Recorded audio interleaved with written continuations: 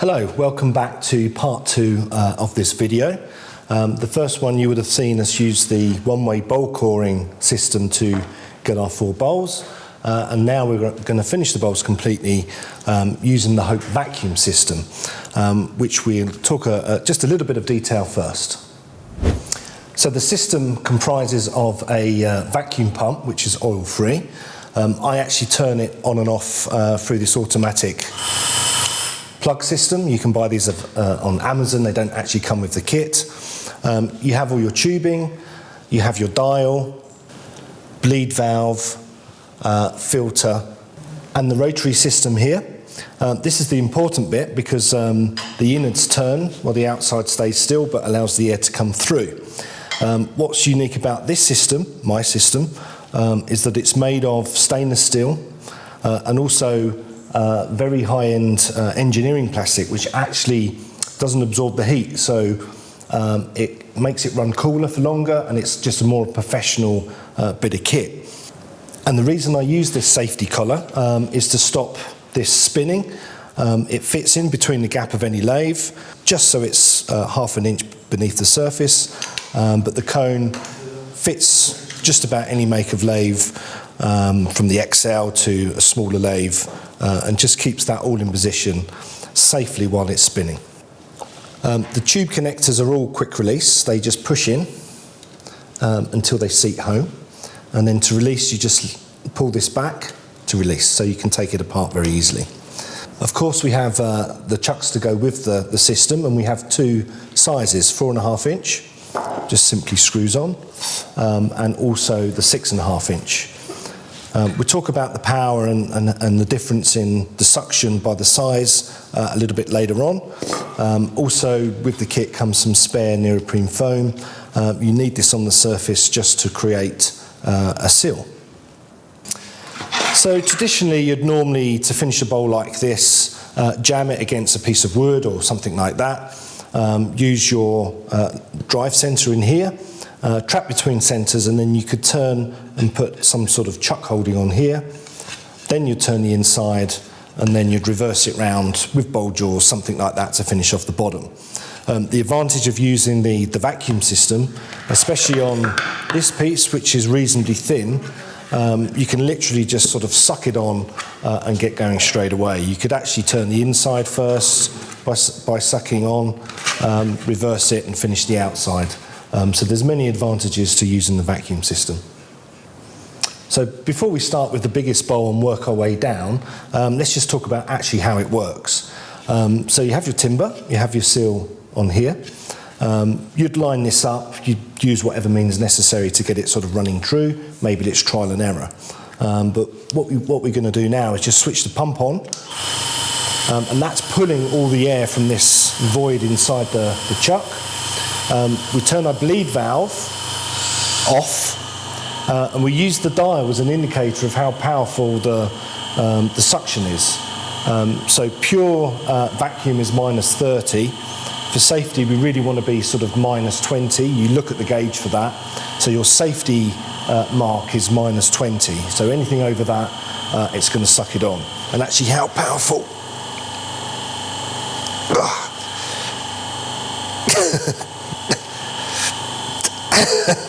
And actually how powerful that actually sucks on a piece of wood. So on the larger bowl, we'll do this the sort of traditional way, so to speak. So what we'll do is we'll just trap it on the jaws. We still have our centre point on here, which we used in the first place, which is that one there. So we can literally just jam that up between centres. Yeah, we'll turn the outside bowl. We can feel what the inside is, so we can get the shape that we want. We'll re-establish our chucking point on here, turn it round, do the inside, get it sanded up, and then we can use the vacuum chuck to turn this piece away afterwards.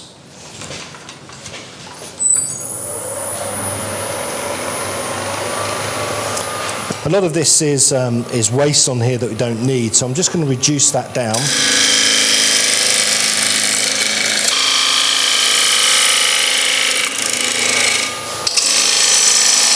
The chucking point doesn't need to be quite as big. because we're just going to turn the shape. I'll just use the detail tool just to establish a nice clean edge on here. And then we can start turning our shape. So a lot of waste on this area. I'm just going to use the swept back bowl gouge. I'll turn the fluid over, put the handle down, and we can start making our cuts.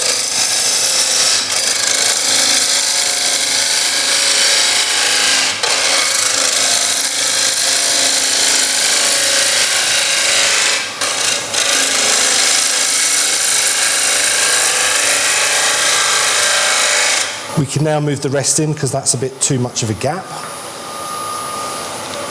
And start cutting again. We do just need to just keep double checking our thickness because remember the inside is already taking out. But there's still plenty of room there. So we'll just do some more cuts to establish the shape.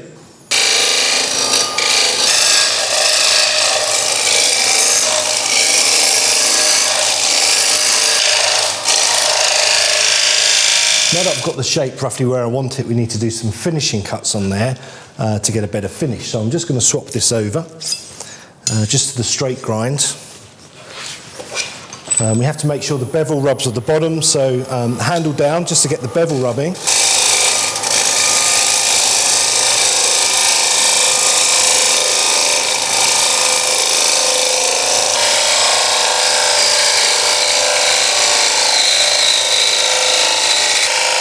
And we'll just move the rest to finish the last bit.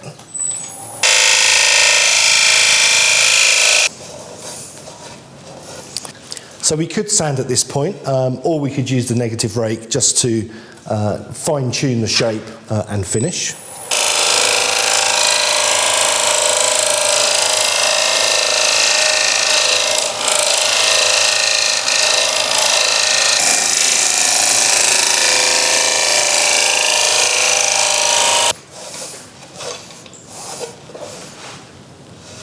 That really does such a good job.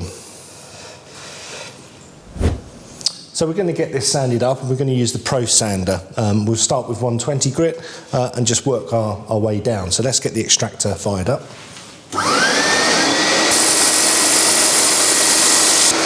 If I'm happy with that and all the marks are gone, then we can just keep going and go through the grits. And I normally go down to about 600 grit. With the quick click system, you just click each size in and out. It saves a lot of wear on the pads, and it's just super quick. 320. Perfect finish. So now we're going to turn the inside of the bowl. I do like to use my bowl calipers just to keep double checking, but we don't need to check them yet. We'll just start to turn some of the shape away and then double check with the calipers as we go along.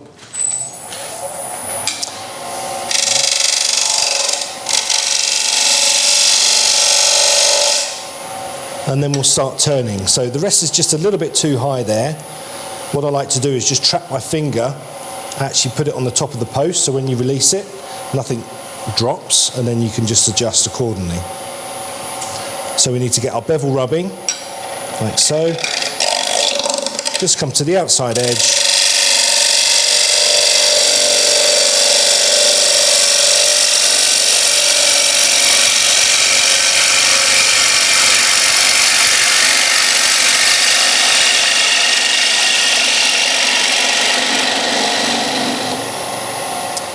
So that's not too bad in there. We could probably sand like that, but we can get the finish just a little bit better, and then we're going to use the round negative rake bowl scraper for that. And nice and gently, we can just trim over the surface.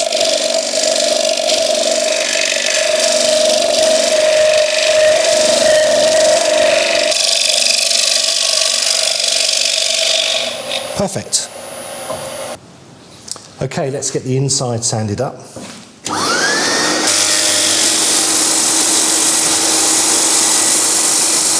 So I always stop on the first grit just to make sure all the marks have gone, and when I'm happy, then we can continue through the grits.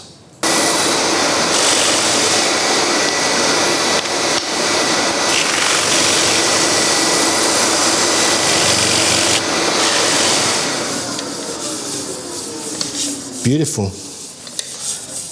Can't wait to get it finished. Okay, now we can use the vacuum to hold that in order to finish the bottom.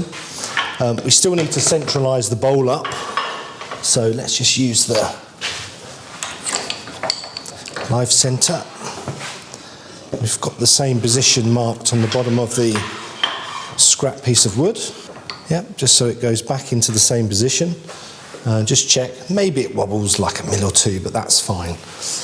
But when you're happy that it's positioned and it's running true, we can switch the pump on. Okay, so our vacuum's on, so we can take this away. Now, we still are just relying on the vacuum to hold this, but I'm just going to take some nice gentle cuts just to finish the bottom of the bowl. Make sure our rest is at the right height. Yeah.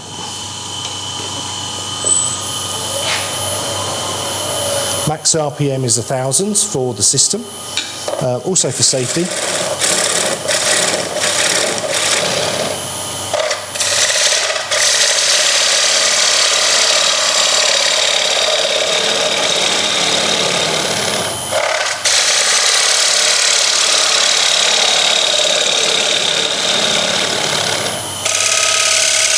Okay, so just doing the last finishing cut.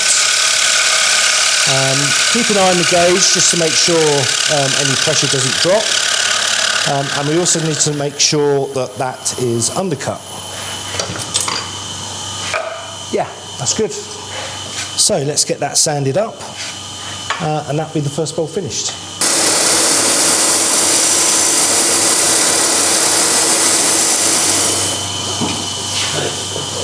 Okay, we turn the vacuum off. And our first bowl is finished. So now we've finished the first bowl, we can actually start using the vacuum system to go down and actually finish the other bowls. It's more important to do that with the vacuum because this is quite a thin piece of wood. We'll only be able to get a sort of finishing cut from there, and we won't have much room for chucking. So really, the vacuum's probably the only option. However, there can be problems with the vacuum. For instance, I notice a bit of a crack going through. That could cause a problem, or sometimes the wood could be porous itself. So we'll get the vacuum fired up and just see how it's holding. At the moment, I'm just going to rest it on roughly true, just switch the vacuum on and just see what happens. Yeah, so what's actually happening is it's not producing the vacuum, and really we need to be anywhere beyond sort of -20. Like if I put my finger over the crack, I can feel some air from here, so we need to address that.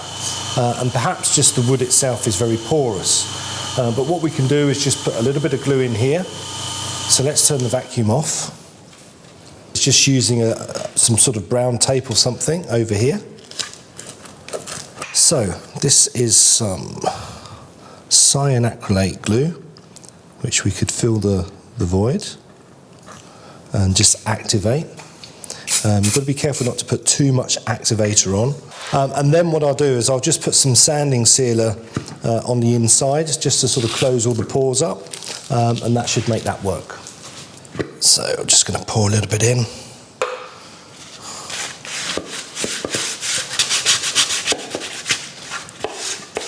Just make sure it goes into the grain. You don't have to go right to the edges. And then we'll come back to the vacuum and you should see the difference and how it works. So that's had time to dry, 10 minutes or so. We'll get that mounted up and we'll get this bowl finished. So again, we're going to use the bigger vacuum chuck for support.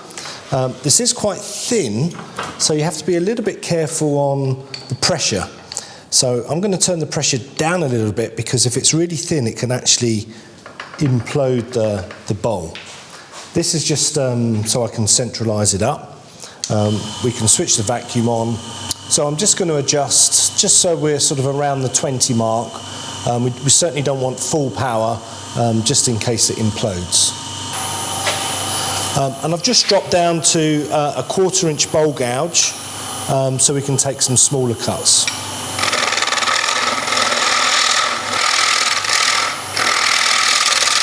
I'm just establishing the base. We can do a bevel rubbing cut.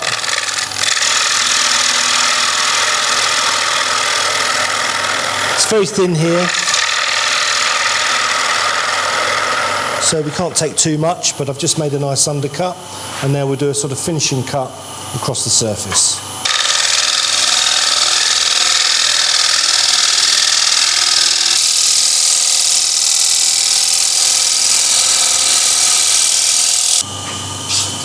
Did a bit of vibration, that will actually sand out.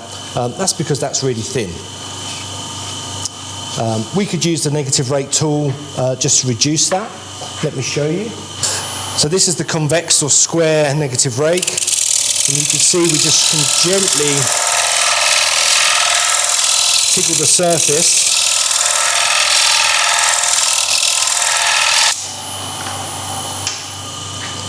in order to take out those bounces. So the rest will just sand out. We'll get that finished up.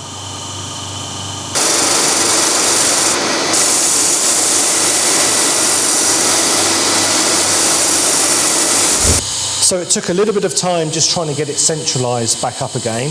That is just trial and error. A little bit this way, a little bit that way. You can always use like the rest here to give you some guidance to where you are. It's still just a little bit out, but I think we can get away with that and get it trued up. So I'm just going to get the vacuum up round about to -20. Yeah, because it's very thin, we don't want to put too much pressure on because it can implode. So you can see with this gauge here, the more downwards you're letting more air in, and you can actually adjust the pressure. But for safety, we normally say you should always be sort of -20. -15 is still reasonable good hold, but for safety, we normally say you should be around about -20.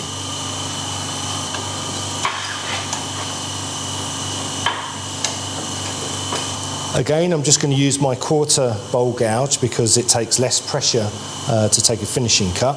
We have to true the outside first, and I'm hoping just to do 1, maybe 2 maximum finishing cuts in order to get it sanded up.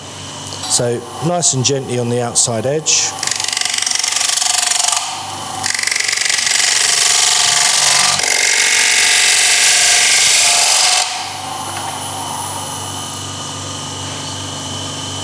So nice and gentle on the inside. We'll just start with this part here.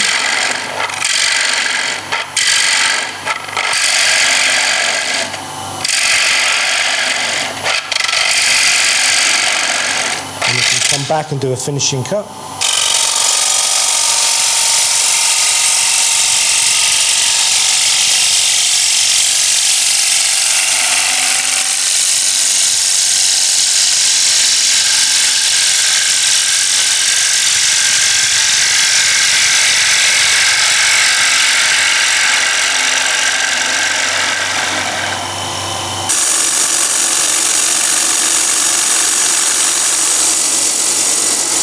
So we finished sanding the second bowl. It actually got a little bit too thin and started to actually suck in the vacuum and made it slightly untrue. So this was slightly on the thin side to begin with. I hadn't got my markings out properly, but we've finished it now and we're going to move on to the next bowls. We've taken off the big chuck and we're going to use the small chuck. So we'll simply just screw that on. And we can use that now to finish the last 2 sizes. So I'll get that mounted up. We're going to do it exactly the same way, and I'll get the last 2 bowls finished as quickly as possible. This one we can actually use the recess of the chuck to turn the outside, and then just finish the inside off. So let's turn the vacuum on, get that lined up, and get that one finished. So that's holding nice and strongly now, so we've got plenty of power to hold that to finish the back side off. Again, I'm just using my 1/4 inch bowl gouge.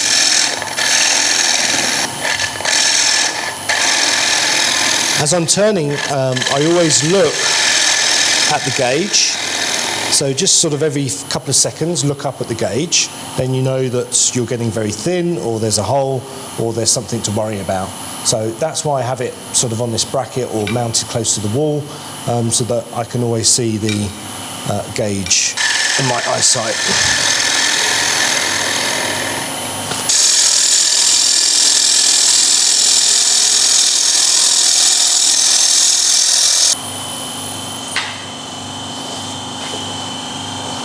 Few bevel rubs on there, so we can use a negative rake, or I can do a finishing cut with the bowl gouge.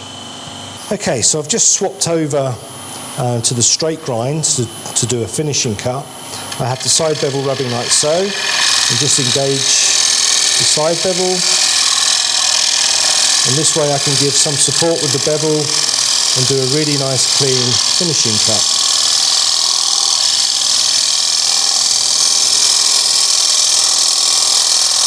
That's good, bevel rubbing, bevel rubbing.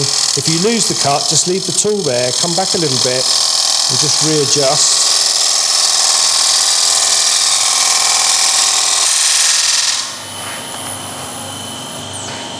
And we have a much better finish ready for sanding.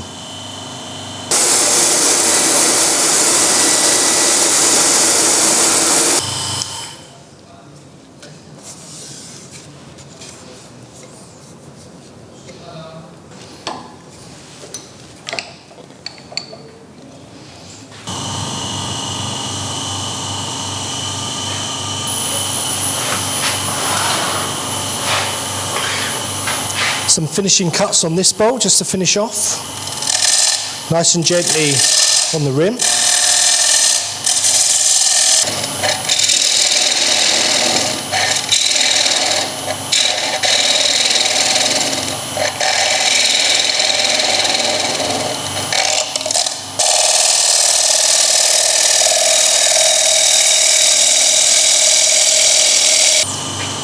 Just check for thickness. I'm going to take just a little bit more out.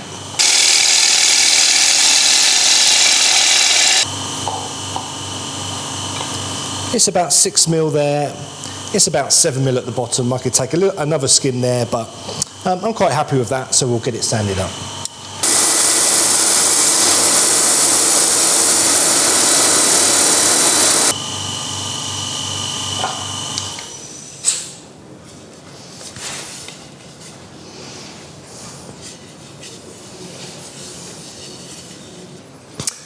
So just the last one to go. It's the smallest one, shouldn't take too long. We can use the chuck hold in there, or we can simply just suck it on like so. Finish that side and quickly turn it around.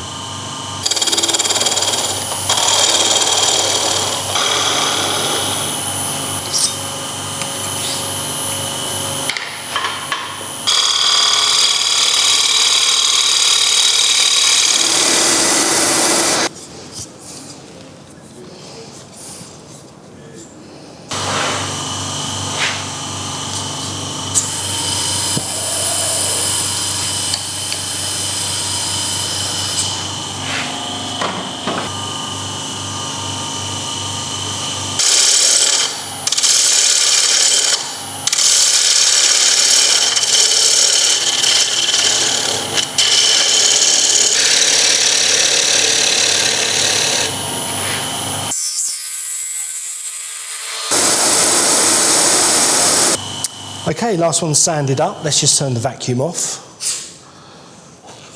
And we'll get them all oiled up and show you what they look like finished. So I finished turning the bowls, and this part is always my favourite part of actually finishing them with some oil or whatever finish you want to use. I'm going to use a really nice linseed oil, which is really going to show the colours of the owl. So yeah, let's get them oiled up.